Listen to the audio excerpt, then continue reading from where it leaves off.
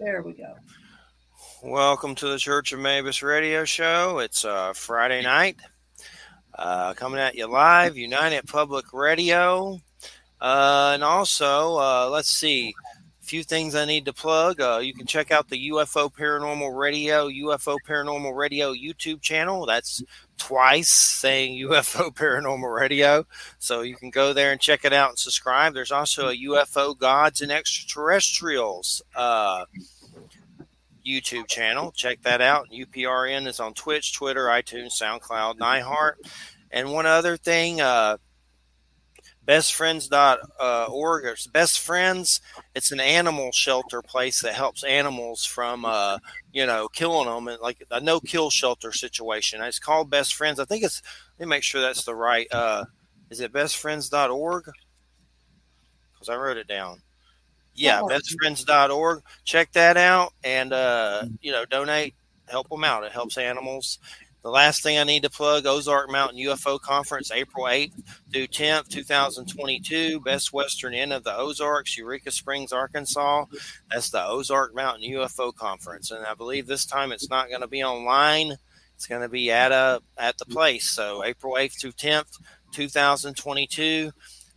Wear your play doctor outfits. And no, I'm sure that would be interesting. But tonight's guest, Scott Taylor, Dr. Scott Taylor, great to have you here. How you doing, Scott? I'm just great, Jeffrey. Thank you for inviting me. And you too, Wham.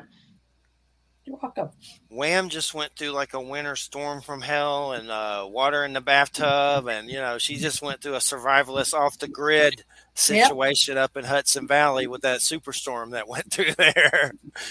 Yeah, I'm in Florida. So it rained here a lot, but I didn't get it like she did. That's for sure. Yeah, we didn't have electricity for almost 5 days. So it was, just got internet back. So I'm here finally. And sounds chilly. Oh, it was, well, yeah, it was one of those storms where it all happens and then it the temperatures plunge. Like the each night for like the next 4 nights, it was like almost zero or below. I mean, it was ridiculous. So yeah, I grew up in Minnesota, so I feel your pain. Yeah. I had a Hurricane Michael down here, which would be kind of like the tropical opposite of that. When that happened, I remember that very well. You trapped in your mobile home. Yes, basically with the dog in the bathtub and a Bible and freaking out, and it went over the eye and I thought it was gone, but I went outside and I was standing in the eye, and luckily I had sense enough to go in very quick, but it was terrible. It was definitely bad, but luckily we survived those events and hopefully no more anytime soon. But Scott, just to give you a little background, I said this before. When I was 17, testicular cancer, and then a year or so later, my dad passed, and it was just a lot. So I started seeking different, spiritualities, more Christianity, Buddhism, shamanism, Druidism, just trying to figure out, what in the hell happened to me and why is this stuff happening? And it led to doing this show. But one of my big experiences has been seeing beings of light with my physical eyes. And I've seen 2 leave my home down here in Silver Lake, Florida. I've seen them many times, and shamans say they're luminous beings of light. That's what they call them. I've talked to medicine men that say down in Peru they see them in the sky and have like Shining One festival. So I'm like, okay, that's interesting. So stuff like that happens. But I think a lot of it was from suffering and maybe the Great Spirit showing me that that's what we are on some level. And I don't know 110%, but there's different theories. And that's, I guess, it's kind of like seeing a glimpse into like maybe a near-death experience with that. And I'm just kind of curious, how did you get into near-death experiences? Was it an actual experience? Yeah, we've got a little time I can tell my story. How about that? We got time. So, back in 1981, I was in love with this woman. Her name was Mary Fran. And she and her son, Nolan, who had just turned 7, were returning from a lake. Mary Fran was taking a class on sailing, and Nolan was hanging out on the beach with his babysitter. And as they left the lake and were turning left onto a county road, um, Mary Fran looked into the setting sun, didn't see the car coming, pulled out right in front of it, and it hit her right in the driver's side door, killing her instantly. And Nolan was in the back seat, and he wound up with this severe head trauma. And both of them were taken to Rochester Mayo, and it took Nolan 6 days to make his transition. That winds up becoming important because during that intervening 6 days between the accident and when Nolan made his transition, there was a lot of time for the relatives to come and hold vigil for Nolan. And Mary Fran was one of 9 children, and so her brothers and sisters and spouses and boyfriends and girlfriends and aunts and uncles, grandparents showed up, really good friends, and that's just on her side of the family. And then there's my family. So there was a lot of us who were in the waiting room and holding vigil with Nolan. We had devised this scheme where we would, in 2-hour shifts, we would go in and read to Nolan or talk to him and keep him company. Nolan was in a coma, but we know from all of the death and dying materials that hearing is the last physical sense to go. And so there was probably a really good chance that even though he couldn't respond to us in any kind of verbal way, he could hear us. So we wound up talking to him. And so on the morning of the 6th day, Mary Fran's oldest sister, Jannie, and I had the shift from 3 in the morning until 5 in the morning. And we went in and we read stories to him, and we talked about all of the relatives. And if you get 40, 50 relatives in a small waiting room, there's funny stories that come out of that. And the group had gone on a raiding party and stolen the cushions off of other couches in the hospital just so they could put them on the floor. There was all kinds of things we were trying to do to keep it light and know that that we cared about him. So it gets to be about 4:45 in the morning, just before our shift was to end. And Jannie was an emergency room nurse, trauma care, and so she knew this drill. And she's standing at the end of the bed and looking at the charts. Yeah, excuse me.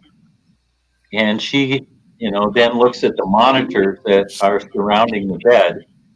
And what happened was, she just shook her head and looked at me and said, "Scott, it's time. We need to say goodbye." So she reached out her hand, we grabbed some chairs, and we sat down next to Nolan's head. And what happened then was that Jannie was talking to him and said, we love you and we care for you. You've been a very brave boy. You've been fighting to stay with us, and we so appreciate your struggle. But if your mother comes, now remember she died 6 days before. Yes. So she said, "Nolan, if your mother comes to pick you up, you can go with her. That's okay, and you can be with your mother." And then, then it was my turn, and I had a chance to say roughly the same thing, that we loved him dearly, and he had been a very brave boy, and really, you could see him just fighting so hard to stay alive. Um, but Mary Fran came that it was okay for him to go and be with her. And that ended the shift, and we left, and another crew came in. Well, about 45 minutes later, the nurse came into the waiting room where we were all trying to sleep and scattered higgledy piggledy everywhere. And she said, "It's time. It's time. You need to come and be with him as he slips away." So we did, and we all piled into this little hospital room. And as it turned out, I was one of the last people who entered the room, and it was already 4 deep around the bed.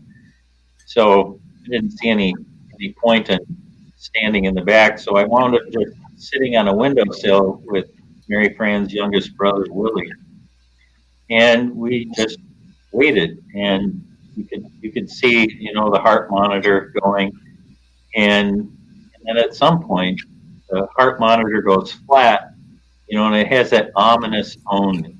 Yeah. It, that tone, just by itself, will break your heart. But when that heart monitor went flat, what I experienced was Mary Fran coming across the veil and coming up to her son and scooping him up out of his physical body. And they had this exquisite reunion, as you could only imagine, between mother and child. And for some reason, I got to participate in that. That was really, it was extraordinary. The tenderness and reunion between the two of them. And then, really, to my surprise, what happened next was that the two of them turned to me, came across and embraced me, and then the three of us went to the light. And I've never been in such a profound place in my life. It was exquisite. It was loving. It was this this embrace, not only from Mary Fran and Nolan, but the embrace of the universe that said that you're one with us. And the three of us got to spend some time together, and we had to communicate with each other, not with English words. It was telepathic, I think, the best way to put it. And we communicated to each other our our love for each other, and we got a chance to say goodbye. And at one point, um, we it was we were done, and not in a bad way. It's just like it's finished.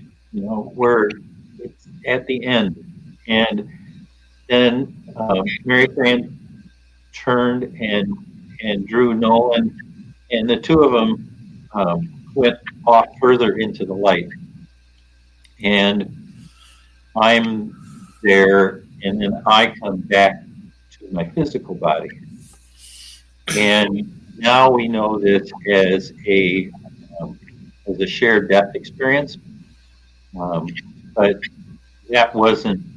I mean, that language just entered our vocabulary a couple years ago. Yes.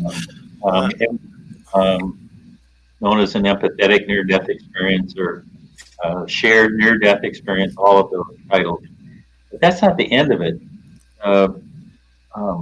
What was really unusual was that I'm with Mary Fran and Nolan in the light, and we're together and communicating with each other. But at the very same time, I am absolutely present in the room with all of the grieving relatives. And I know this because I'm at this spot, and it's like the love of the universe is just trying to break out of me. And my face is filled with joy and it was entirely inappropriate for the room. I mean, they moments before had lost, their nephew or their grandson or their cousin, and people are hugging each other and weeping on each other's shoulders, and I'm in this state that I can't even begin to describe how blissful and unconditional love it was. So anyway, the only thing I could think of to do is to take and cover my face with my hand, because if somebody had looked at me and saw what my facial expression was, it would have been misinterpreted. So, I stayed in that place for a while, and until I could regain my composure, and then I could rejoin with the people back in the hospital room again. So Yeah. Well, I'm definitely sorry for your loss. I've had a lot too, so I understand being in those situations when you deal with that. But I'm trying. That's what I was trying to figure out. So you were there, conscious in the room, but it was like a meditative state. And I know when I've seen my light beings and weird stuff and seen in the heavens, it kind of feels like, I call it the hand of God. It's like something touches you, this comforting thing, and you see it. And then later you can go to the same place you saw it, and it's dull, like that ain't there, like it's not there anymore. It's like something shows you. And I for some reason I keep thinking of Stephen King's The Dead Zone, the guy that sees all the prophecy stuff. but so you're in the room. I mean, having that's a lot. That's a lot, yeah, for sure. well, it was. Now we call that bilocation, because I had two separate consciousnesses that were independent and fully functioning. I was in the room and I was fully present. I wasn't in a meditative state in the room with the relatives, and I was with Mary Fran and Nolan in the light, and communicating with them. So I had this split, and I grew up in southern Minnesota, small town. Just it was Mankato, Minnesota. Those of you who watched Little House on the Prairie, that's the area that I grew up in. And my faith tradition was a Presbyterian church. And let me tell you, I mean, they don't talk about bilocation. They don't talk about the fact that that you can witness somebody crossing the veil. It's just not in the lexicon of the Presbyterian church that in the moment of your greatest grief, you are in your greatest joy. And it's even to this day, when I tell this story, I get choked up about it. And part of it is I'm sad, but it's been a long time. It was 40 years ago. And at the same time, it's incredible joy that it's available to me, that I can close my eyes and I can be in that space again, and that's an extraordinary gift. So what do you think happens when we die? From what I've seen, it seems like we're these like weird glowy light aliens or something. That's what it seems like. And these are the cocoons, like the movie Cocoon by Ron Howard. I've brought that up Yeah. 4 million times. But what do you think happens? Are we glowy light beings? That's what it seems like. Well, it's really interesting you should ask that, because have you had Bruce Grayson on by any chance on your show? No, I haven't. So he's like the number one guy. He did all of the research from the very beginning into near-death experience. He's a medical doctor. He's a psychiatrist, and I had a chance to have a conversation with him this week, and I asked him that question. So I said, you've interviewed a zillion people who've had near-death experiences. What form do we take? And he had a really interesting answer, and it's one that I agree with. And it goes like this. He said, I think in the near-death experience that anybody who has one, that we all have essentially the same experience, but in our brain has to make sense of the experience, and the only thing that it has to draw on are the metaphors that are stored in our memory.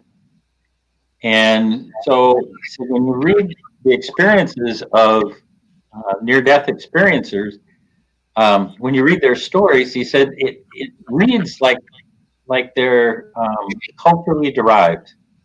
So if you're Native American, you would see, your totem animals. If you're Christian, you might see Jesus. If you're Muslim, maybe you see Muhammad. It's just the idea is that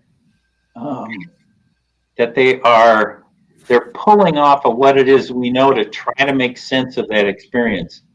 He told me a great story. He said he was interviewing a trucker who had a near-death experience, and when the trucker left his physical body and started to go towards the light, he said it was the weirdest thing. I just went, I went right up this tailpipe towards the light, and I went, well, how perfect is that?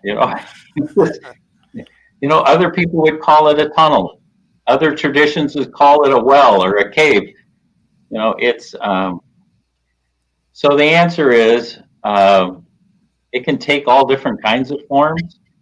There are tons of stories about light beings and the role that they play with us, and that essentially we are a light being, and then it even goes a little bit further by saying you can actually even lose that energetic look and become a point of consciousness that exists without form. So, yeah, it kind of depends on where you are on this spectrum. Yeah. I get it, though. I get it. Well, I have been I've been studying near-death experiences for 25 years now, and one of the things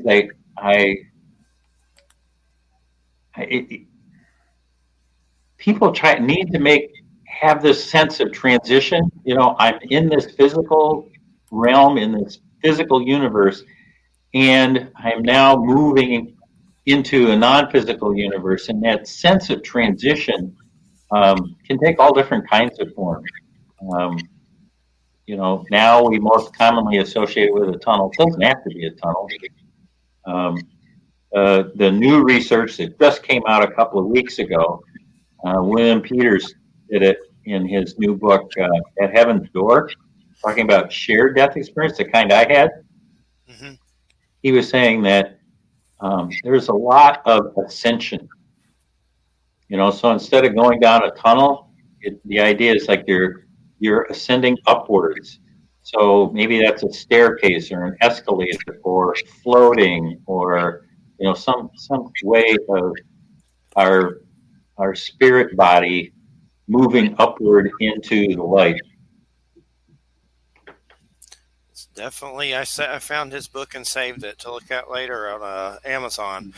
But it's interesting when I think about my experiences of appearing into the heavens and seeing all these beings of light, almost like a Sims game is what it reminds me of. I don't even really like that game, but that's what it kind of reminded me of. Like, I don't know if you've ever seen the Sims game where it's just all these avatars everywhere, and that's kind of what it looked like they were talking. And it kind of seems like, I guess there's the quantum realm around the earth where we go when we die, and you get maybe a life review, and then they usher you off somewhere else.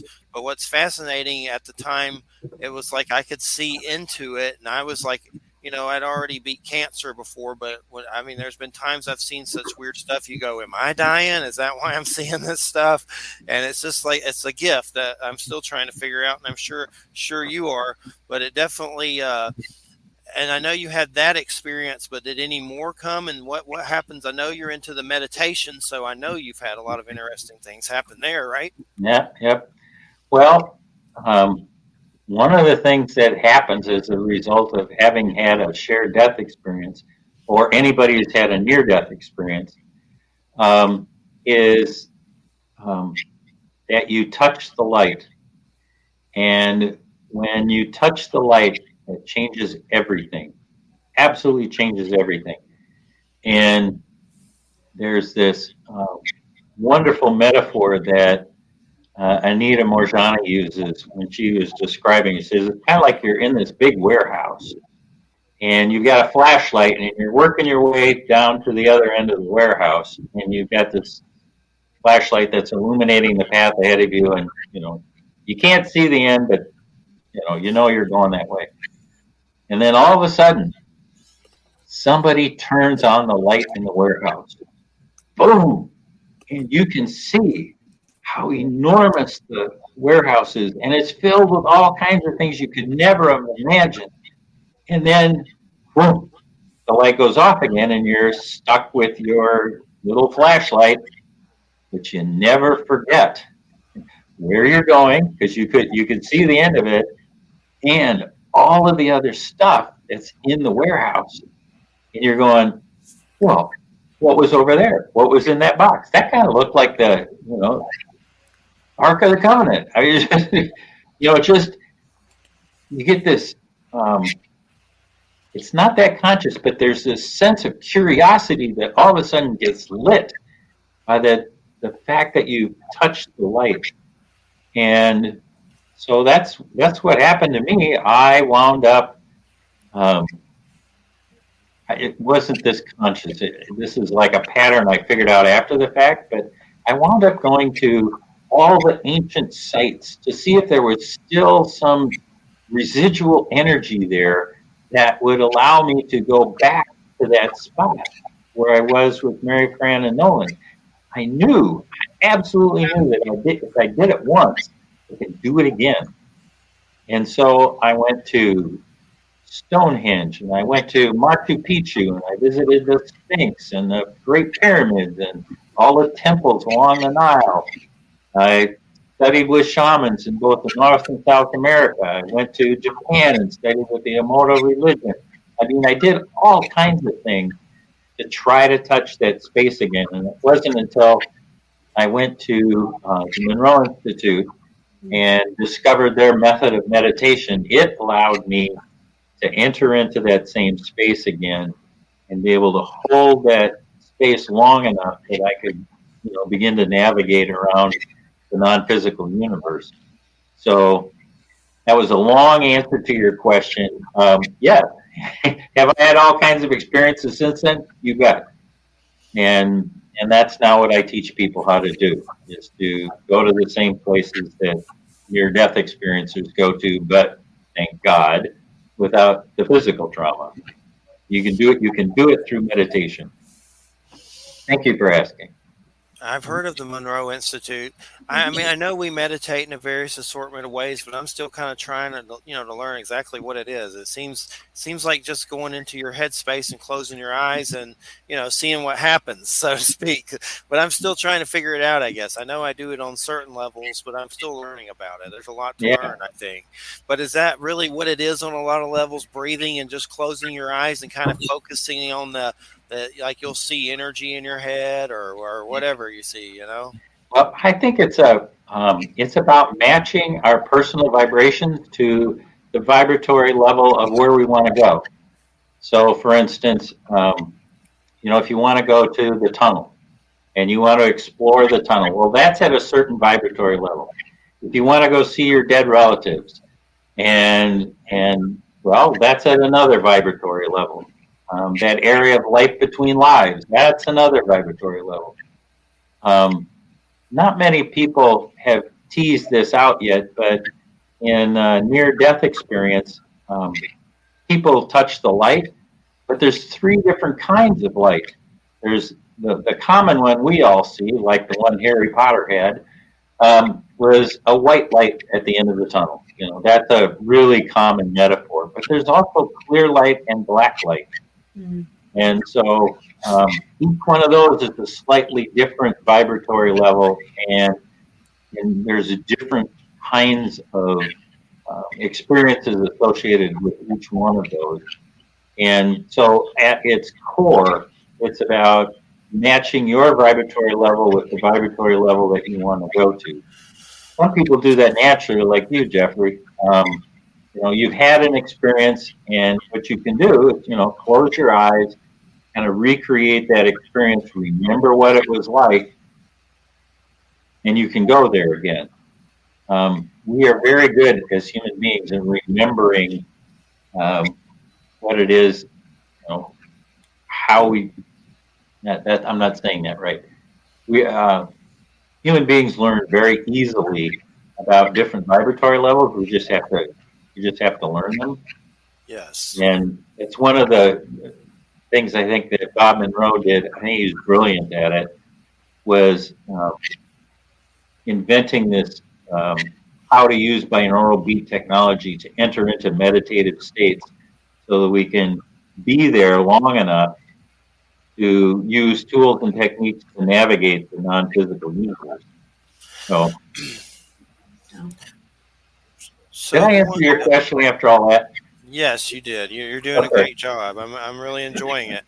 And I love when I find out more about my weird light being experiences, and this definitely helped me to learn more about all, what I saw and everything. I'm curious. So I got one for you. Okay. So a lot of near-death experiencers, when we go to the vibratory level where the light beings hang out, and there are certain light beings that are assigned to us. They're like our teacher protector. That's a shorthand that I hear all the time. They don't call them light beings. They call them angels. There's all different kinds of names, but they're assigned to us, and their job is to introduce us to the non-physical world from an energetic perspective. And very often what they'll do is they will merge with you. Or you will step into their energy field, or they will step into yours. I guess it goes both ways. But the idea is that when you step into that space, there is this sense that their light infuses every part of your soul, or your spirit body, or your light body, and that any of the dark and hidden places that exist there because of our lifetime here on Earth, there's just no room for it anymore, because the light from the light being drives out all of the dark places. And it is this sense of being totally loved, that everything about you is valuable and worth loving, and there's no secrets anymore. The dark spots, the light spots, everything is worthy of love, and that we are treasured as souls. And that is the experience that people walk away with. When they merge with a light being, it's unconditional love. I think I do it sometimes. I'm not going to rule it out. I'm telling you, I think so. There are situations, and I know you said you went to some sacred sites and things. I've had some extraordinary experiences with the sun, and I think these beings of light somehow are connected to the sun, as is our energy bodies. But I've had experiences where I've closed my eyes and then let the white light of the sun fill your body. And I've had some really weird things happen, like scrying in a lake. I was in a gym once, and I saw like a pink spear over every person in the gym. Just some weird ones. One of my weirdest ones, I've never seen a gray alien, but I've met people that have. But at this particular time, I think I saw a gray alien. I let the light fill my body, went into a house where there was a woman we were helping with hospice. She's passed away now, but she was 91. And I went and let that light come through my body. And then I walked through the house and I saw what looked like an astral body of like a gray alien in her room and peeked out. And it was really quick. And you're like, is that just the sun messing with my head? You know, a sunspot like a flash does with a camera. Yeah, But it yeah. really seemed like I saw a gray alien. But my point is, it seems like these light bodies and our souls are connected to this sun source, which it could be, you know, is God or the tunnel of light or whatever. But somehow it's given me sight and help with that. And I'm just kind of curious if you had any run-ins like that with the white light and stuff like that from the sun. It's interesting you should mention that, because there's times in the summer when you're sitting outside in your swimsuit or something, and you're just drifting off into that light hypnagogic state, and there's something about the energy of the sun that it just like goes through you, and you dissolve into that energy. So yes, I have that sense of where your physical boundaries dissolve. Where you can't really tell where you end and the light begins. It's Yes. so it's so like we dissolve into this energetic being. Yeah. It's like the sun's a big frog and we're tadpoles. There's Love something that. to it. That's weird. Weird for sure. Well, to take that a little bit further, one of the functions of light beings is that they accompany you during the life review. And during this life review, their job is, as it was explained to me, is to love you through the experience. And essentially, their job is to encourage you, but they keep asking the same question over and over again, which is, what did you learn? What did you learn? And as you are re-experiencing your life in the physical again, that's the refrain. What did you learn? What did you learn? And very quickly you learn that the only judge in a life review is yourself, because the universe, the light beings, they totally love and accept who you are and the travails that you've had trying to navigate this very funky physical world that we live in. And so that's kind of cool that they keep us on track and they teach us. I got a couple more stories about life review. Do you want me to go on that? Sure, definitely. All right. So that's a very it's one of the common elements of a near-death experience is that people have life reviews. But what's not so known is that life reviews happen in 3 different levels. One is that you get to live your life over again, and you get to have all of your thoughts and all of your sensations. You know exactly how it works, and you can slow time, you can speed it up.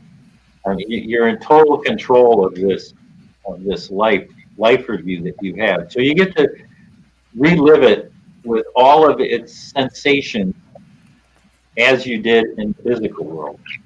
I had a guy tell me that at one point he slowed it way down. It was during the summer. He was in Minnesota, and he said he was out on the lawn and he could count all the mosquitoes flying around him.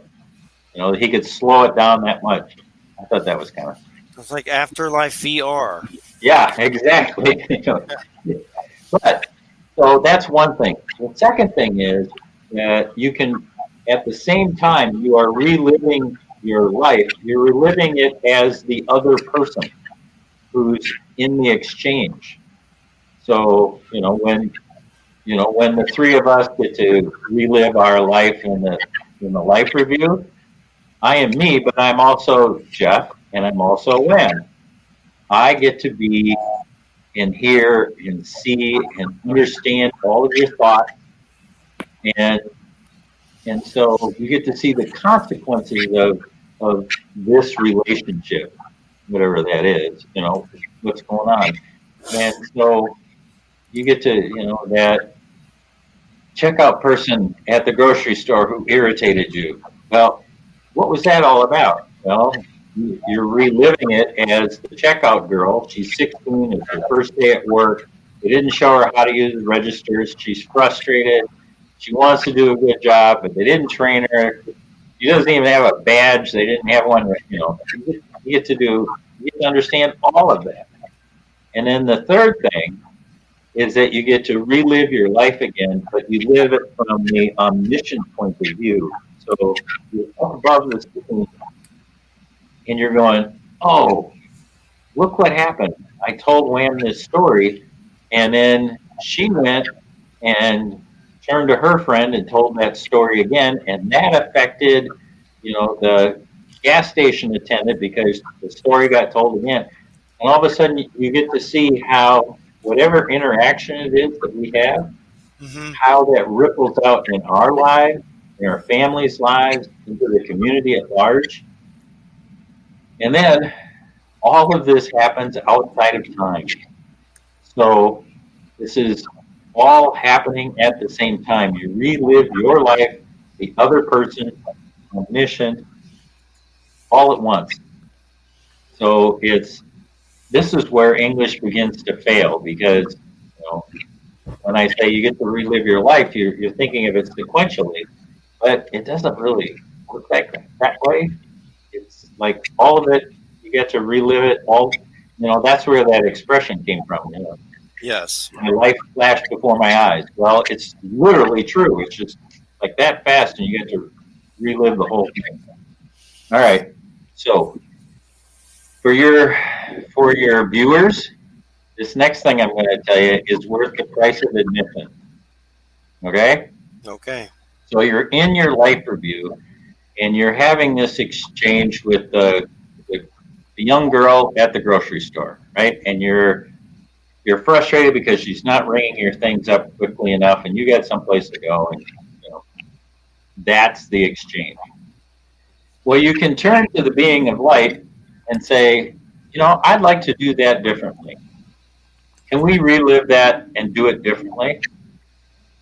And they'll rewind the thing. You'll come down, lay your groceries on the belt. She's having trouble, and you'll say to her, is this your first day at work? She says, yes. I've had difficult first days at work too. Tell you what, just do what you need to do. I'll be patient. You will get through this together. Not to worry. You're being very brave, and and give her a little reinforcement. And then you get to see how that played out in your life, her life, community's life, and both of them get to enter into our human experience. And it's like it sets up another timeline, and both of them are true. Mm-hmm. So we get to have really full control over how we want to experience things because we can speed up, slow down.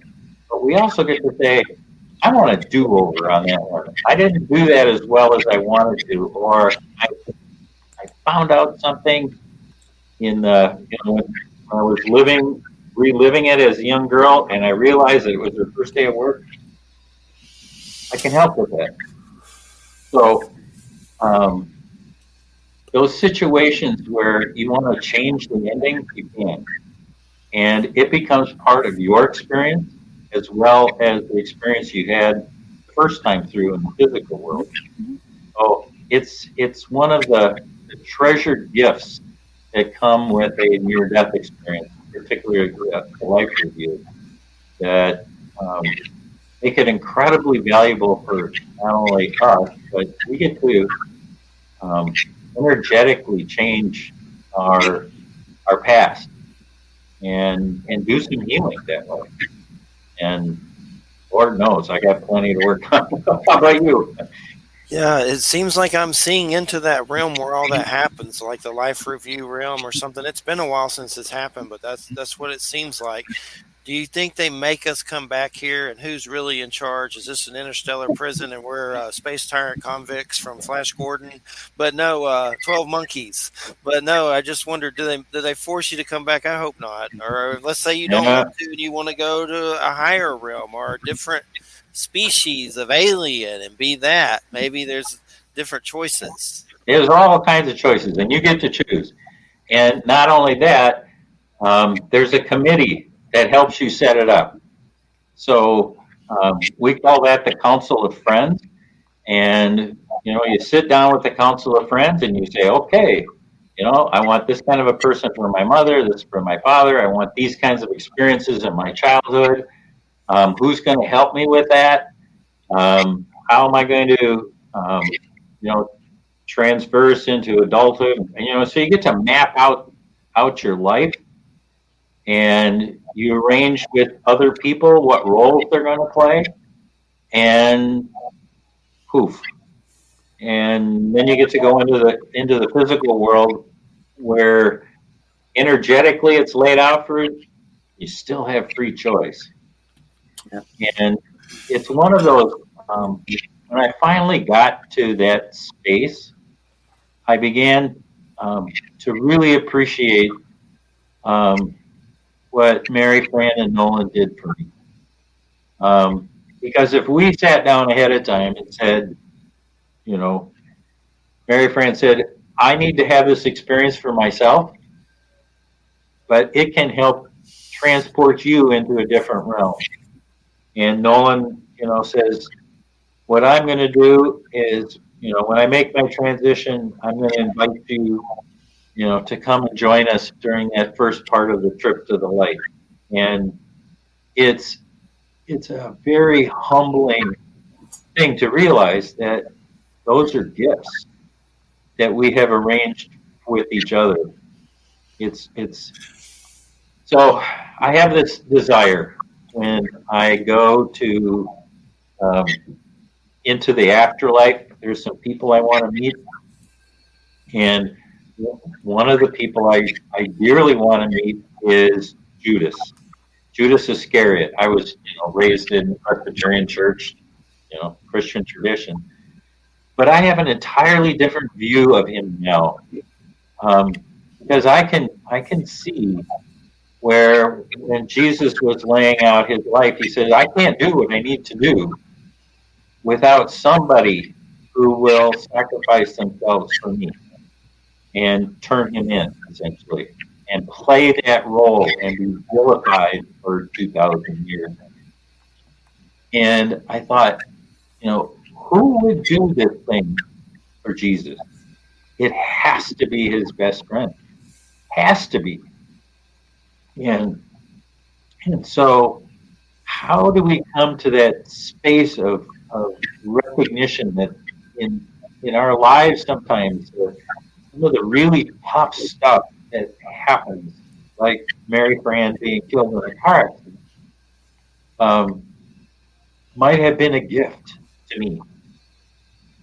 And maybe it was a gift to her family too, that this is something that they needed to learn through her death.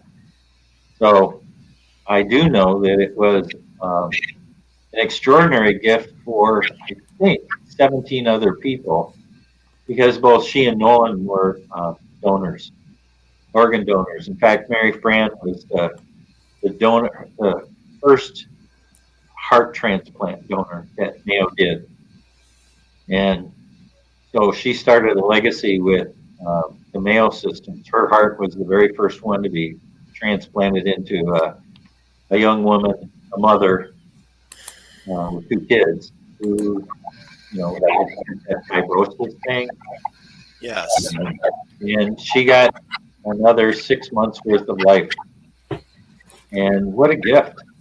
What a gift for her children, for her husband.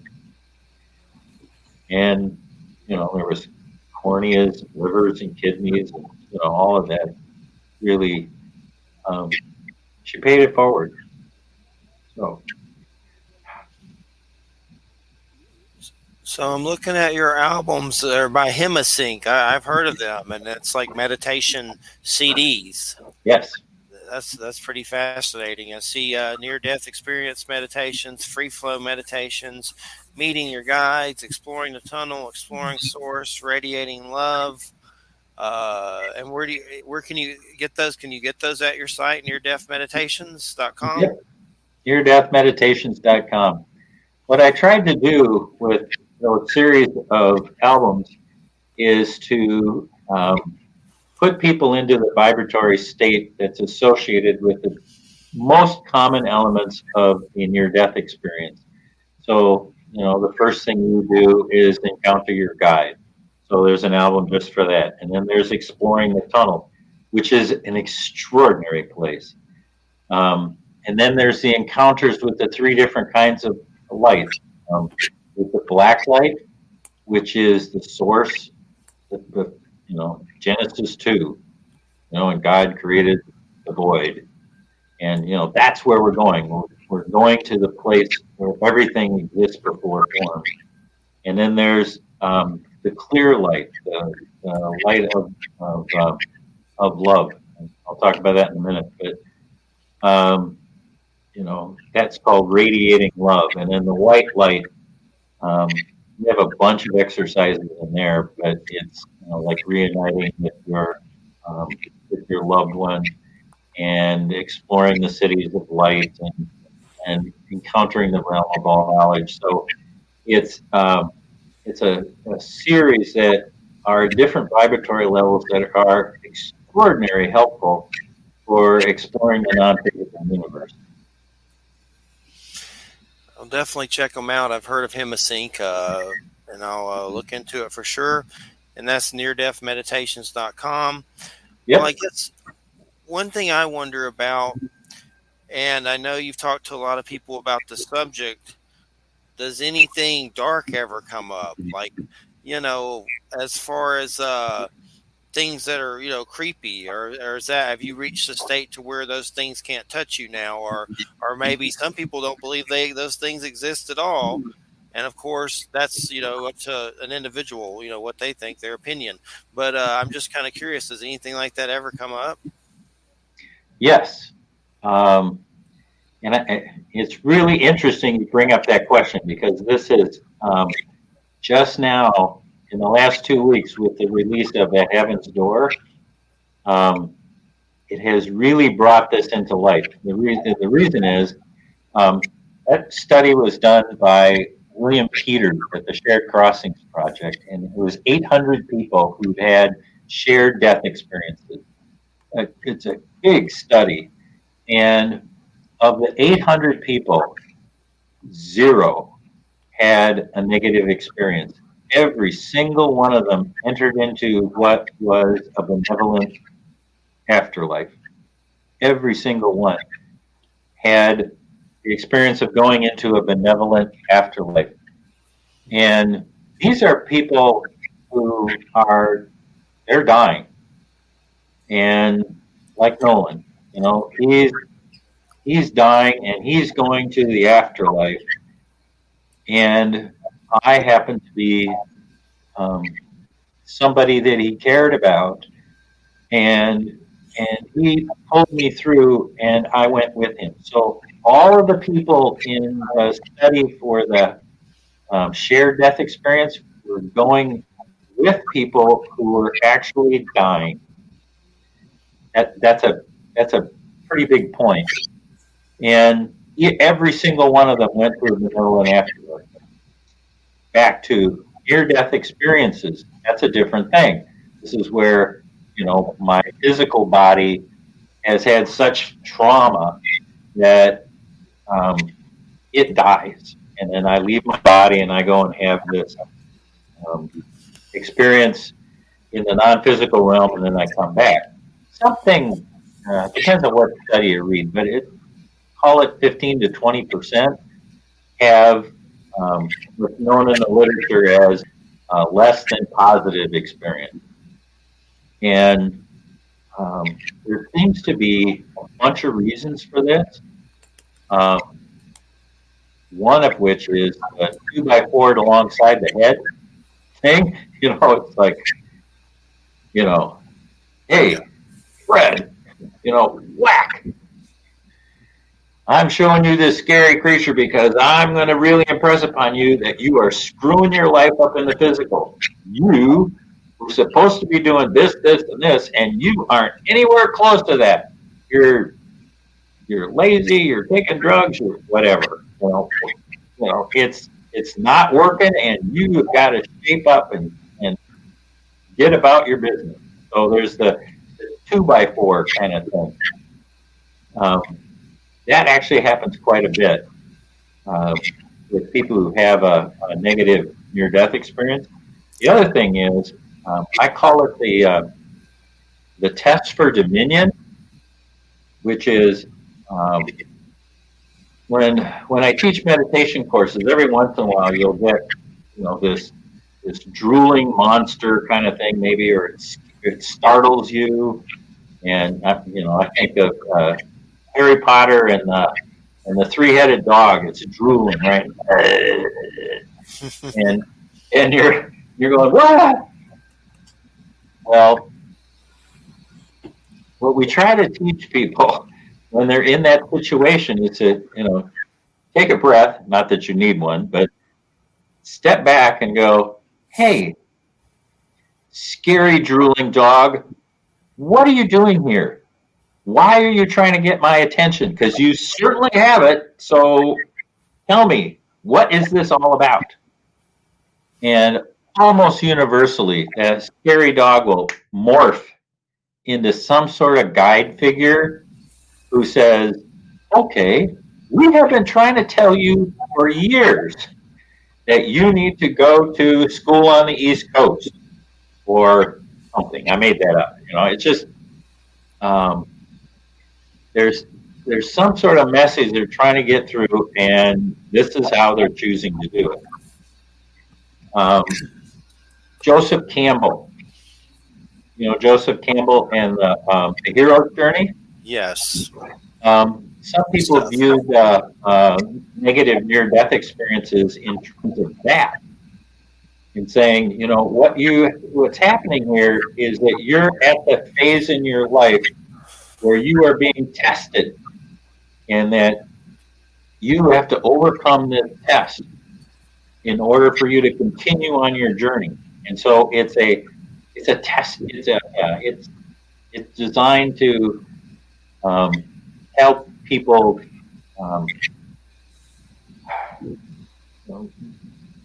toughen up or whatever it is that they need to do to go through this test.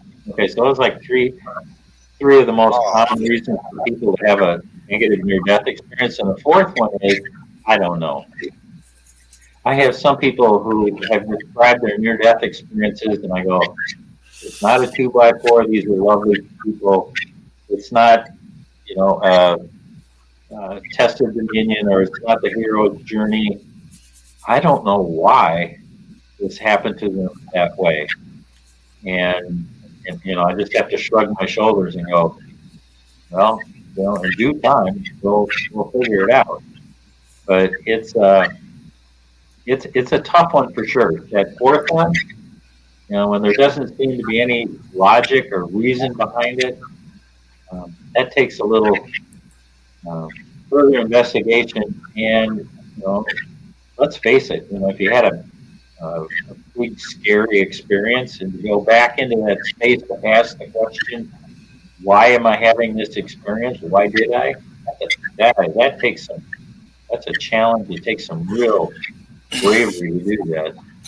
Yes, I definitely think there are things that don't have our best interest here that, but you need to use discernment. I know that, I don't know if you've ever seen Robin Williams and What Dreams May Come, the movie. I love that movie, and it's a wonderful, when he goes into heaven for the first time and he's walking along that valley and everything is a different color of paint. Yes. It's a really good explanation of a clear light experience. where everything is exuding its own light. I'm Yeah. sorry, I interrupted you. Oh, What were you it's going to say okay. about Robin Williams? It's fine. It's based on a book by Richard Matheson, but also in those Conversations with God books, and they talk about it's the closest representation of heaven in a movie on many levels, and that may or may not be true, but it's in the book, and supposedly God says it. So, but those books are interesting, but it's definitely neat. And with some of the stuff with the hell and stuff, with getting in those frames of mind, let's say, for instance, you're someone terrible and a serial killer and you kill 10 people, maybe you do go somewhere dark when you die. I don't know, but someone may also just have done did something by accident and then got into the state that they think they're going to hell when they die, and maybe they create that for a minute and get pulled out of it. So I'm sure there's different things like that. Yep. Excuse me. There's a whole body of work around soul retrieval, and for the people who get stuck, and one of the universal truths, which kind of shows up in that movie, is if a person winds up in the space, they're confused, or they think they need to be judged for whatever reason. As soon as they ask for help, then it shows. So it's one of the rules that we know about the non-physical universe is that it's reactive, meaning that what you put out is what you get back, and it applies here in the physical world too, although it works a little slower. And anybody who's in kind of that limbo area, that's the clue, and that's how we help people become unstuck. Is to get them to see a different future, ask for help from relatives or some divine being or whatever. It's changing the energy pattern from being stuck to looking forward to something wonderful. Yeah, and I wanted to ask Wham. I know you know a little bit about soul retrieval, and also isn't that like retrieving? I know it's a complex thing, but like soul fragments from being wounded. And the other thing I want to say, Wham, if by any chance you want to sit in for Evelyn next week, Jay will be there. If you don't want to, it's okay. But Evelyn will be here next Friday if you want to sit in. If you don't, it's okay. But if you do, let me know. Okay. But yeah, soul retrieval. What's your take on that, Wham? I mean, condensed version. That's the fragments of the soul from wounds, or Well, I guess I've been involved with certain aspects of that. I mean, a lot of the stuff that I've done has been sort of spontaneous with people. I know that on this show I've described different experiences that I've had where people have seemingly had various kinds of attachments from maybe dead relatives, Sure. fragments, or just stuff like that. And where I usually get involved with it is, in fact, I had an experience not long ago where I've recently been associating with this woman and sort of trying to help her. She lives in a haunted house, and she, until very recently, has seemed to be a kind of the target of whatever it is that's there. There is something there, but it's like attached to the house itself. And because she's a sensitive person, I mean, oftentimes I have found that things like that, whatever they are, I don't really personally try to plumb their origins that much. I consider it to be sort of not my business. But a lot of times things like that seem to be attracted because they require energy in order to manifest in our universe in any way. They seem to like to attach themselves to people who are either sensitive in some way or maybe have certain vulnerabilities. Maybe they are sort of psychically porous or something. They don't know how to block it, essentially, or they don't have a strong enough personality in some ways. I've never had trouble making things go away because I just say, go away, and it goes away, whatever it is. But what's interesting is that all I've been doing really with her, I was able to help her figure out that it wasn't actually her, that it was actually her roommate. Her roommate is like really jealous of her and attached to her. And her roommate was actually, it was like whatever it was working through her roommate to try to keep her in certain places. Kind of energetically, keep her vulnerable, keep her dependent on her roommate, because her roommate is really threatened if she attempts to do anything independently on her own or anything like that. Just this kind of weird codependent relationship that's developed. So all I did, I didn't really do anything in particular. I just started talking to her and supporting her and giving her positive energy and positive feedback. And for a brief period of time, that energy became more powerful in the household and started bugging her more. And so I just kept doing that. And then one night, and this happened like 3 weeks ago, one night I was awakened in the middle of the night by something that was right here. And it was trying to talk to me. I was completely awake. And it was trying to talk to me in this weird gravelly voice. And it was telling me to leave her alone. And I knew immediately that it was whatever it was, And I literally did this in bed. I just said, "Oh, go away." And I just went like this and shoved it, and it was gone. And ever since then, there have been virtually no intrusions in that house. Nice. So was this was it malevolent? Was it just? It's not malevolent in the. It's more mildly parasitic. Okay. It's not malevolent in the sense that it actively harms things. It will occasionally, like the only activity that's happened in the past 2 or 3 weeks is that it's disturbed the animals, which is interesting because it seems to, for some reason, it seems now to be blocked from disturbing her. For whatever reason, but I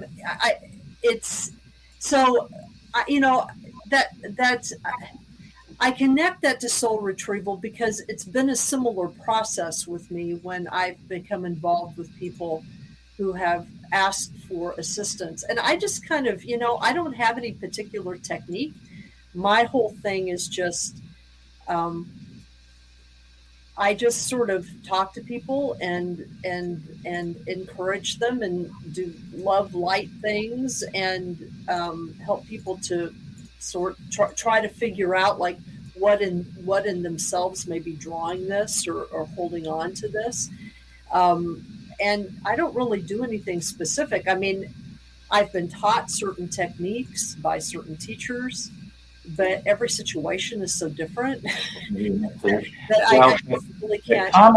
The common thing that you're telling me is that you have added additional energy to the situation, which changes the vibratory rate of the whatever entity that's hanging around. Right. Like when you pushed it away, clearly you were annoyed. Oh, and you wake me up at your peril. I mean, this thing with discarnate entity, well, even with humans, but anything, you wake me up and you know. Yeah, so you clearly shot a bunch of energy at this thing and completely changed its orientation. So it's off doing a different thing.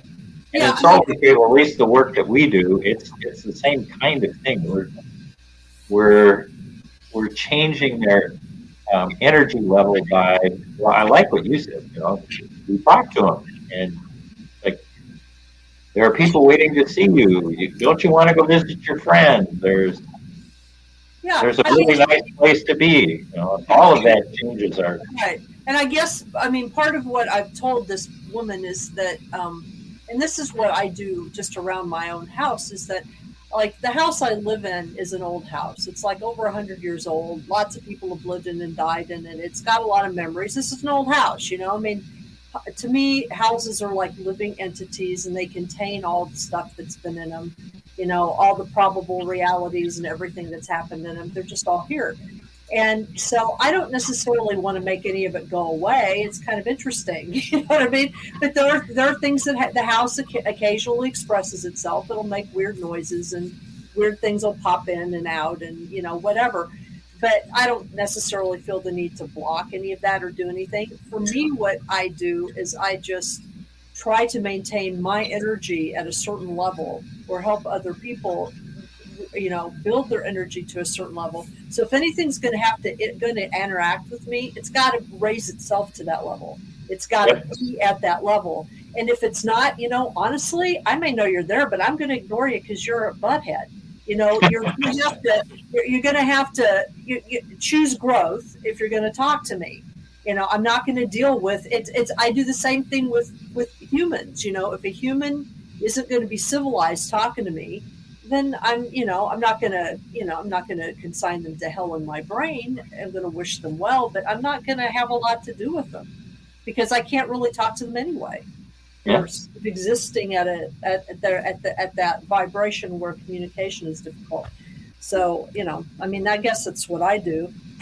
I don't know if that makes any sense, Jeffrey. It's not, Yes. It's not specifically soul retrieval, but some of the I've had experiences, like I've had my own experiences where I had a really bad head injury at one point years ago. It was one of the times I almost was killed, and in a freak car accident. And I was on my back for like literally 2 weeks recovering from it. And as a result of the process of recovery from it, I started having a series of experiences, which I later came to recognize were, I guess, what some people call past life experiences, which I'd never really had before. And but out of that, I had been studying like the Seth material for years previous to that. You know, and you probably know, Scott, that Jane Roberts and Robert Monroe knew each other and kind of, you know. Well, you get an extra star for studying the Seth material. Touch brain. I've read everything. I've been studying it for decades now. But anyway, I've been studying it for a while. And so I already sort of had that framework, but I started having these experiences, and what came out of that injury was a series of memories, or the ability to kind of touch all of these different lives. I mean, through the Seth material, I understood they weren't my past lives; they were lives that I'm connected to as part of my entity. You know, that I'm experiencing as my past, but I figured out how to do what you talked about, where if I connected with these beings or these other people in these other lives, and we could experience each other emotionally, and so if they were having a problem in that life, I could tune into that life. And I could figure out what that problem was, and sort of we helped each other. You know what I mean? Helped each other heal these different realities. Keep talking. I have to plug my computer in. It's not. Oh, I see. That's fine. Okay, I'll be right back. No, keep going, Lamb. Okay, but Yeah. But for example, probably one of the most intense experiences I had was with regard to that, and I guess this is kind of a soul retrieval kind of thing. Is that I had a very clear memory of a soul that I'm connected to that is supposedly, that from our perspective is a past life, and this individual was in that life a Shaivite renunciate in India, and my experience of him was very specific because Shaivite renunciates, you know, he wasn't a very good renunciate. He was very angry. He didn't like being a renunciate. I'm serious. He was very angry. and I was able to tune into his anger because at the time in my life I was really, really angry. So I had these series of experiences with him, meditations with him, where I realized why he was angry. And the main reason why he was angry was because he had not chosen to be a renunciate, really. He had been orphaned as a child. He had been brought up by a group of renunciates, because that's not uncommon for them to do that. And he felt like his life had been stolen from him and he hadn't really understood his choices. But the problem was that he was physically too far along in that process. Like he'd gone through the castration process and all of that stuff. Well, it's a virtual castration. It's not, they don't actually physically do stuff, but because of the yoga that they do, it sort of cuts that off in a way. So he couldn't actually go out and be a householder. He couldn't do that. And so, but what ended up happening was a kind of emotional, spiritual exchange I had with him, so that eventually he was able to figure out that the way he could regain some of that loss, or, in the sense of redeem some of that loss, was to connect himself back to a regular human community and act as a kind of Guide, like a guide intermediary, right? And so he started. He attached himself to this village in this small shrine, and he started he started doing stuff for people, giving people blessings, stuff like that, and somehow that it helped him. It was very interesting. That was over a period of time, and as his anger eased, my anger eased.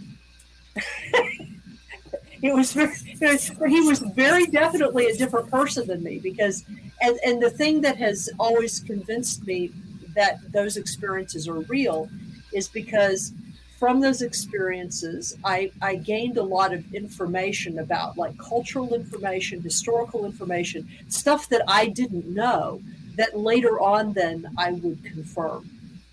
In other words, I would have these experiences before I actually had the knowledge of these cultures or these, and then, like, sometimes two or 3 decades later, I would find out that this is in fact the way this works. So, there wouldn't have been any other way I could have gotten that knowledge unless I was really connecting with a consciousness that was connected there.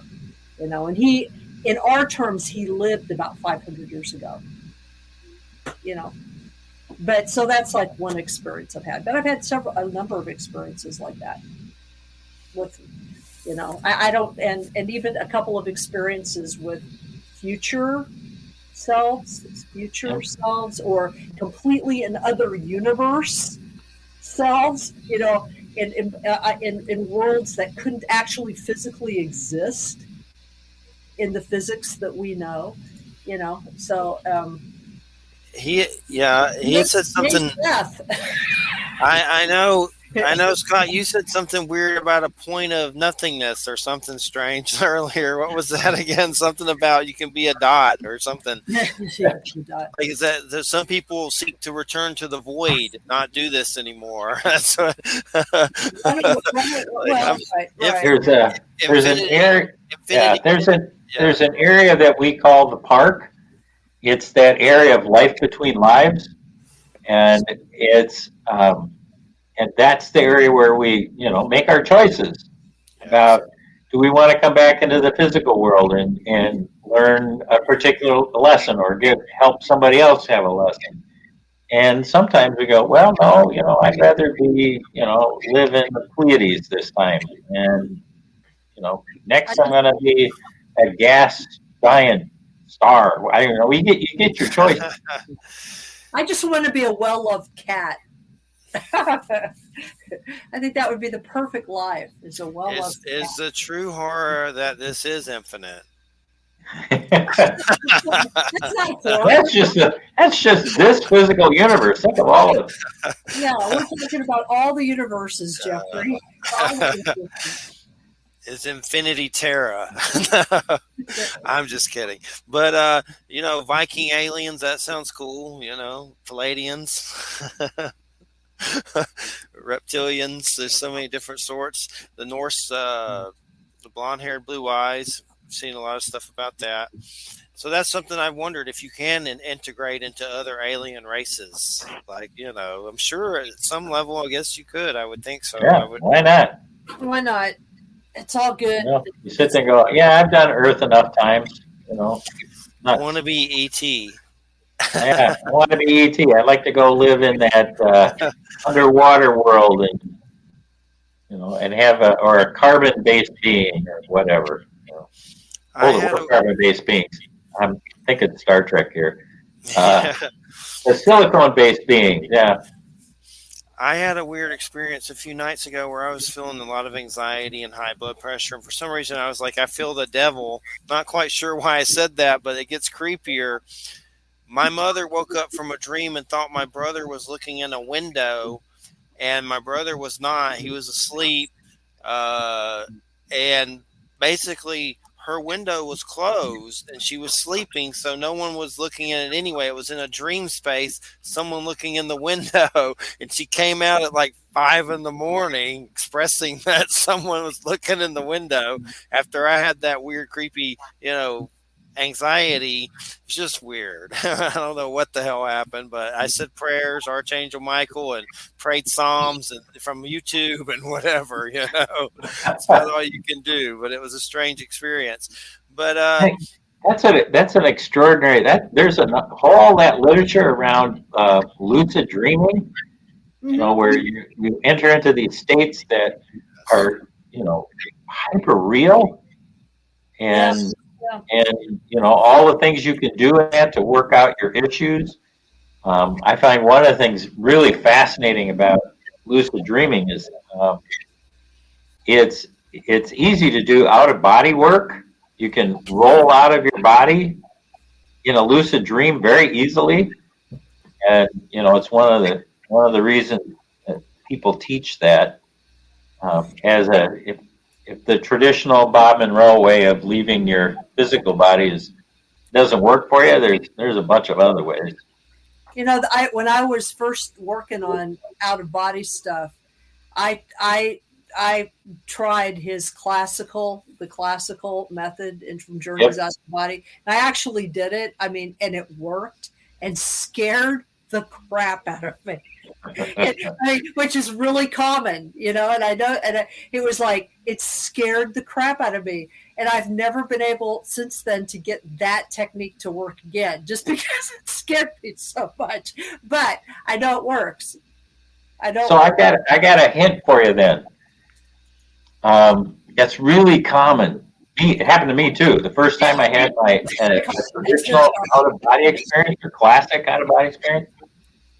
Yeah, I floated on my body. I flew through the ceiling, and I was just, oh crap! It was just I slammed back into my body and I was going, ah. Yeah. Well, what I come to understand a lot later was that there's a difference between being afraid at a soul level and being afraid at a physical level. Yeah. At a soul level, I'm all over this. This sounds like fun. We're going to go tool around the universe. We're going to explore things. This is just great. But the physical body, if we're leaving our physical body at the wrong time, you're supposed to be doing this at night, dude. You're supposed to be doing this during the day. That means we're dying. Yeah, I was very aware that it was my physical body. It was But it's really helpful for any of your listeners. If that happens to you, it's really helpful to have a conversation with your physical body, and be all right, I scared you. I'm sorry. I'm going to warn you ahead of time next time. It's perfectly safe. Everybody's, and you kind of do this little talk to your physical body, and it helps. It helps. So thank you for bringing that up. I think that's really valuable for those of us who tried, and when it actually works, you're going, oh, Well, the one of the interesting kind of things that happened after that, though, is I snapped back in my body, and I like I said, I was really clear it was my body, because my body was going, "You're dying. I'm dying. I'm going to die if you do this," and but when I came back, I had this. I did have this wonderful. My body had this wonderful experience where I was really, and it's impossible to describe in any real way, because the words don't describe it. But I was acutely aware of every single cell in my body as kind of like a cell of light. It was really incredible. I remember just laying there and thinking, "Whoa, that's what my body is." Okay. I think think of the trillions of small bits of consciousness that make up this thing, and we think it's just one consciousness. No, it was like this. It was. This is a joint effort, dude. It's really amazing. I mean that part of it was very cool. So, I've had other out of body experiences since, although most of them are spontaneous now and done differently. But it was. Well, one of the things that I started teaching at Monroe is bilocation. What happened to me when I was in my near-death experience. The fact that you can be fully present, in your chair doing your meditation, and you can be someplace else. And that technique is really helpful for people who want to, go down this path of learning how to navigate the non-physical universe, because you don't have to do the classic out of body, and you can do something that's a lot easier to learn. Yeah, I've done stuff similar to that. The indigenous teachers I've worked with have taught me stuff that's similar to that. When I send out like bear medicine or something, that's the sort of thing we do. I guess is bilocation, because you're in more than one place. You're in more than one place. Sometimes multiple places, actually.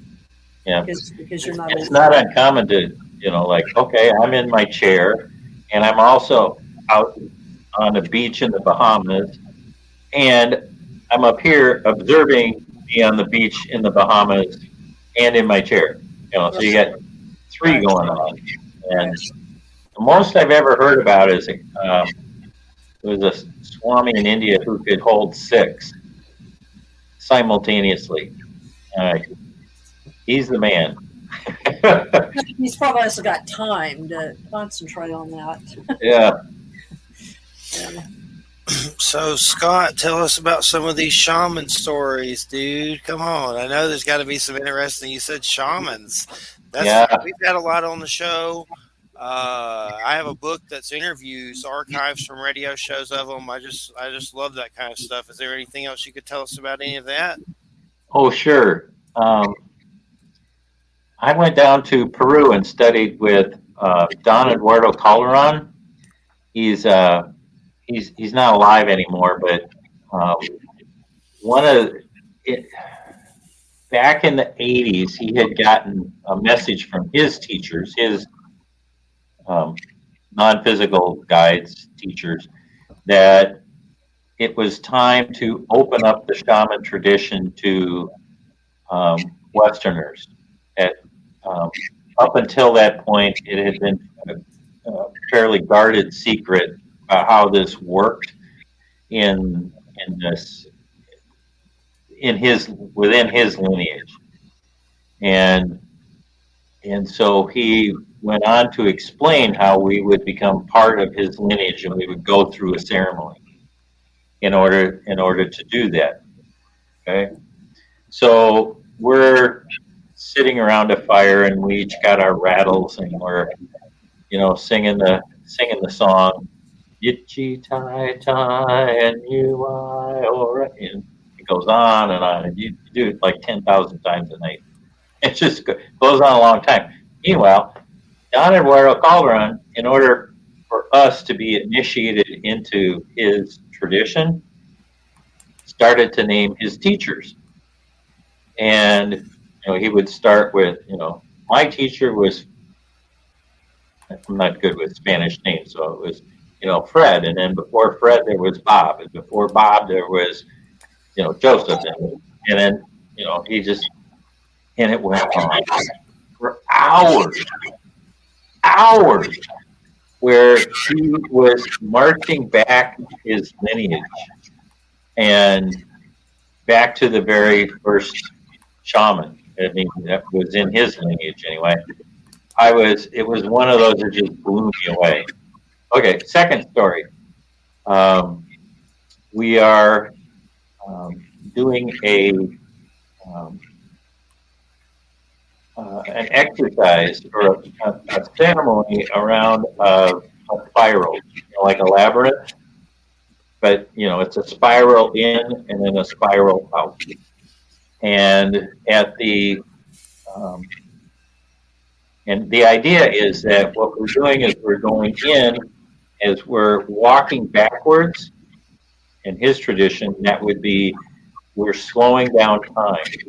And when we entered into the center of the spiral, we would time would have stopped, and we were, be able to perceive things that we normally couldn't within a time. Within time, when you're outside of time, you can perceive more things. Okay, so whatever. Let's give it a whirl, see what happens. So, I'm doing my chant, and I'm walking into the spiral. I get to the center of the spiral, and I lay down my little blessing that I have to leave in the center of the spiral, and I look up, and the sky is filled with ley lines. You can just see them arching and crossing each other.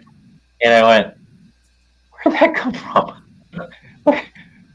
This stuff works. Really? Just, and then as we come out of the spiral, then we're re-engaging into normal time and space, and they went away. I went, wow, that was a lot for my Western mind to take in. Probably the last one I had, we're at Machu Picchu, and a couple of the guys decided they were going to climb Huayna Picchu, which is the sister at Machu Picchu. There's kind of a volcanic core of the valley is next to it, and you can climb up it. Anyway, so they decided to climb up, and so they started to climb up, and they noticed this funny looking rock that was off to the side of the trail, and it didn't have any moss on it. It just shouldn't be there, and it had this really interesting. Anyway, so they picked it up. It was about the size of a grapefruit, and they bring it down, and so we're sitting there talking that night, and the group of they bring it out and say, guys, what do you think this is? Well, we had a geologist in the group, and like her mouth just dropped, and she goes, that's a meteorite, and it's full of nickel, some sort of metal, so it's all shiny. And so he said, let's hold a ceremony. Let's ask the meteorite why it's here. So we did the same sort of thing. We got in a circle and we started chanting, Itchy died, and then Don Eduardo, being kind of the advanced person that he is, did his magic, whatever that was, and starts to enter into a conversation with the spirit of this meteorite. And it turns out it was a guide, and it was um, the guide resided within the meteorite, and it had recently arrived on Earth, and it was in particular designed to help humans with their transition. That we were entering into this new epoch, and that this guide needed, I'm not sure that's the right word, was acknowledged for his arrival, and for the role it was going to play with each one of us as helping the planet and our species evolve into our next stage. So Yes. I thought that was kind of cool. Definitely fascinating for sure. So, has any UFO stuff ever come up on any of these adventures? Um, the I taught at the Monroe Institute for 35 years, and UFOs would it depends on the group of folks. Some folks are really good at calling in UFOs, and so it could be a little hot spot right there, and and so we had some folks that would go out late at night and call them in, and they no landings that I know of, but they come and hover. Strange things in the sky. Yeah. Yeah. So yeah, they're looking after the troops. For sure. And the Monroe Institute, I've heard of it. Is there's books? Is that the best place to start if you want to learn more about it? Is there books? Essentially, Bob Monroe back in the 1950s started having spontaneous out-of-body experiences, and for a decade he wrote about them as he was trying to figure out what they were good for, and he was trying to map the non-physical universe based on his experiences. Nice. And a good friend of his, Russell Tart, the urban legend is that he stole the notes from Bob Monroe and took them to Doubleday. Said, "This will make a hell of a book," and brought back to Bob Monroe a contract that said, we can take and turn those notes of yours into a book, and they're willing to pay you to do it. Wow. And that turned out to be Journeys Out of the Body. Mm-hmm. So it was the very first popular book that described out-of-body experiences. And he wrote 3 books in general. And what I really appreciate about Bob Monroe was he was a pioneer in an area that had no definition. I mean, he grew up in Virginia. He's a Methodist. He doesn't know this from anything, but he's starting to explore the non-physical universe. And in his books, he's describing what he's discovering. And what I really like about him was, like in his second book, he'll say, "Remember what I told you in the first book? Nah, not quite. I have some more thoughts on that now. I think I've got it better." And then he does the same thing in the third book. He goes, "Remember what I told you in the second book? Nah, I have some refinements on that." And so he has this, it's not about dogma for him. For him, it's about exploring. Humility. And what can we find out? And how can we take and use that knowledge to better our understanding of the universe and of ourselves? And so what we know about the non-physical universe has continued to evolve in the 40 plus years of the Monroe Institute. What we know then versus what we know now, wow, it's hugely better. And I thought, back to Bruce Grayson. This is a little segue from before. He was telling me Bruce Grayson, NDE guy. Yes. He went to visit the Dalai Lama in, is it Darshan? I can't remember. Dharmashala or whatever. There you go. Yes. So where he lives in. Anyway, he went with a group of scientists, and it was a conversation between Buddhists and Western science and how they approach their work. And the Dalai Lama started off the conference by saying, Western science and Buddhism approach the world in almost the exact same way because we are both about empirical observation. Buddhism isn't locked into its dogma. If we find out new information, we change. Just like science changes. We find out new information, there's a new theory. So the difference between the two is that Western science tends to find out about the physical universe so that it can manipulate and change it so that life is better. And he said Buddhists find out about the physical universe so they can learn how to live more harmoniously with the world as it is. Mm-hmm. We don't try to change it. And I thought that was lovely. And it turns out the people that had near-death experiences, when they come back, they start talking more like the Buddhists. Oh, yeah. Yeah, that they come back and say, we're all one thing.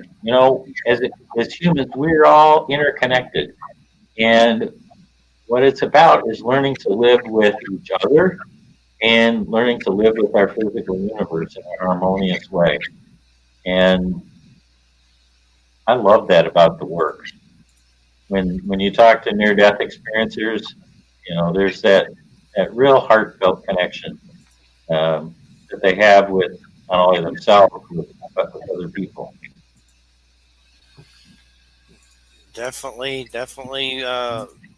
interesting for sure. And there's just so many ways to look at it. And the journey, I guess my biggest question is like, if you do you have to keep coming here until you reach a certain level to ascend, so to speak? I guess I just keep wondering if it's forced and that they make you come back here until you reach a certain, level of attainment or something like that. I don't know if that's how it works, but I guess that's one of my biggest questions is figuring that out. My sense is that no, that's not how it works. My understanding is different than that, is that you get to choose whether you want to come back and what lessons you want to learn. And when you're done learning what you want to learn, you can go and do something else. Yeah. What are you going to do next time, Scott? Love more, laugh more. Well, it's we got 4 minutes. It's been great having you on. Your site's what? neardeathmeditations.com. Thank you. And at neardeathmeditations.com, you can find a couple of things that are of value. One is that series of albums that I've done that introduces you to the frequencies and the vibrations of a near-death experience so that you can go to the same places that near-death experiencers go to, only do it through meditation versus, having to have the physical trauma. Let's not do that. And the second thing is we teach a week-long meditation retreat where we do these exercises as a group, and we make that transition about 25 times. So by the end of the week, you really know what's going to happen at your eventual transition, and you know how it's going to look, you know how it's going to feel, you know what to expect, and it really takes away the fear of death. And that is an extraordinary gift to be able to say, at a soul level, this is something that is beautiful, it's easy, and I'm ready when the time comes. Yeah. And if we learn to live, if we learn to die well, we learn to live well.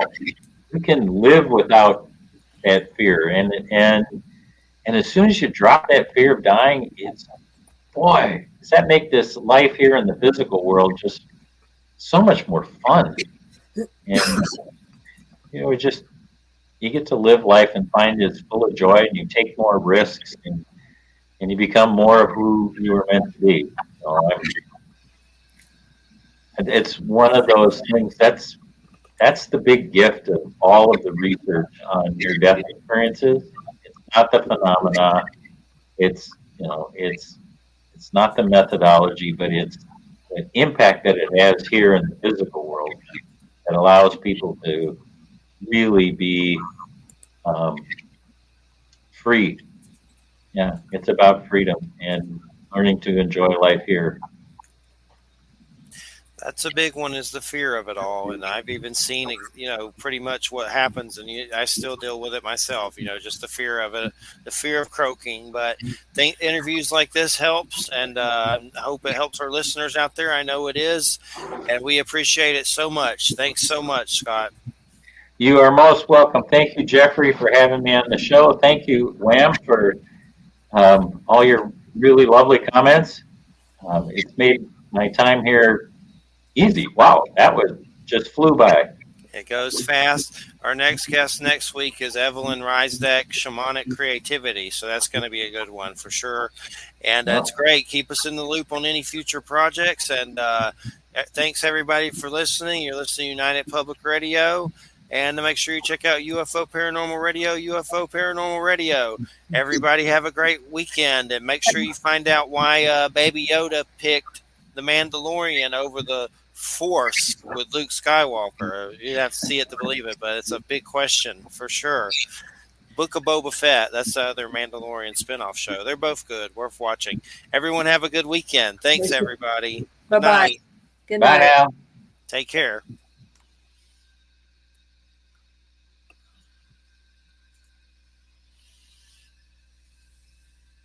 Let's see, in broadcast.